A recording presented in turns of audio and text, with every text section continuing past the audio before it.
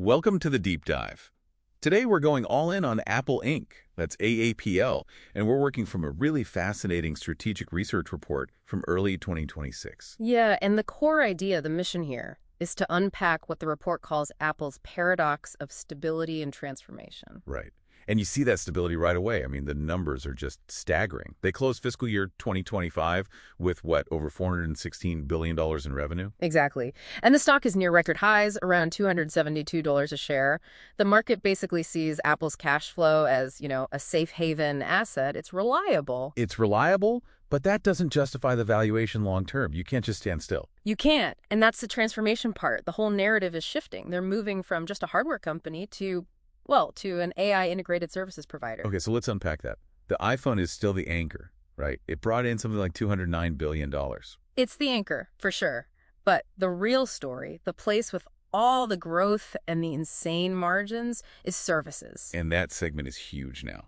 Oh yeah, it's over $109 billion. But what's really key is the margin difference. Services margins are often hitting over 70%. Wait, 70%? 70. Compare that to hardware, which is sitting around 36%. That's basically a license to print money. Yeah. It completely changes the investment case. It really does. And what locks that in is the social moat they've built. We have to talk about the Blee bubble. Ah, yes. The iMessage phenomenon. The report really emphasizes this. For Gen Z, the social pressure to be in that iMessage group chat is so strong, it creates this incredible barrier to entry for, Samsung or Google. So you have customers who are locked in by peer pressure. It's brilliant and a little terrifying. And it ensures a future stream of high-margin revenue. Now, to make this whole pivot work, they've had to shake up the leadership team. Right. The executive turnover has been pretty significant. It's a huge signal. Look at AI.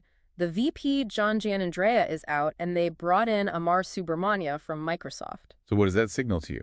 It's a shift from a pure R&D think tank approach to AI to a let's ship product strategy. They're getting ready to deploy this stuff at scale. And then there's the legal side. The report called the hiring of Jennifer Newstead from Meta a wartime hire. I love that phrase. It tells you everything. They are gearing up for massive antitrust battles in D.C. and in Brussels. They know it's coming. Okay, so this all sets the stage for the big software change, Siri 2.0. Expected in spring 2026, and it's a total overhaul. They're using a hybrid model. Hybrid model. So simple tasks get handled on the device itself for privacy. That's what they're calling Apple Intelligence. Exactly.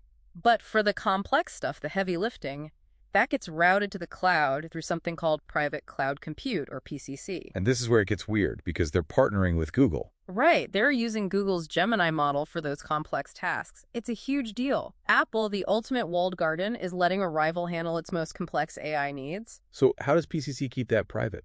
The idea is that the data is processed on Apple's own servers, and the requests are anonymized. It's an architectural bet, really. A bet that they can get Google's power without breaking their brand promise on privacy. Which brings us to the investment paradox.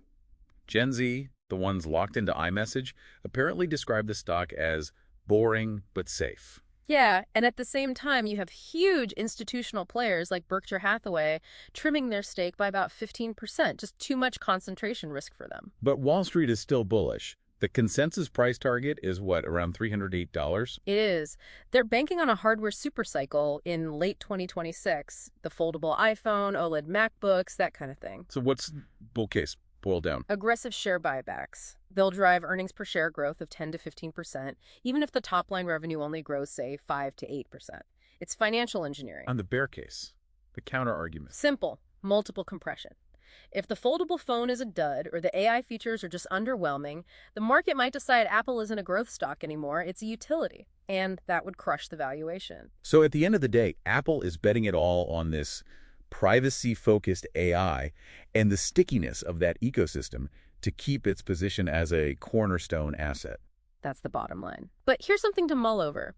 The report mentioned Apple is expanding its U.S. manufacturing, specifically a Foxconn facility in Houston, Texas. For iPhones? No, for AI servers. And what's fascinating is that this Made in America infrastructure play gives them incredible political cover against things like tariffs or criticism about offshore manufacturing. So it's not just a supply chain move? Not at all. It's a physical hedge against geopolitical and regulatory risk. It's a very, very smart move.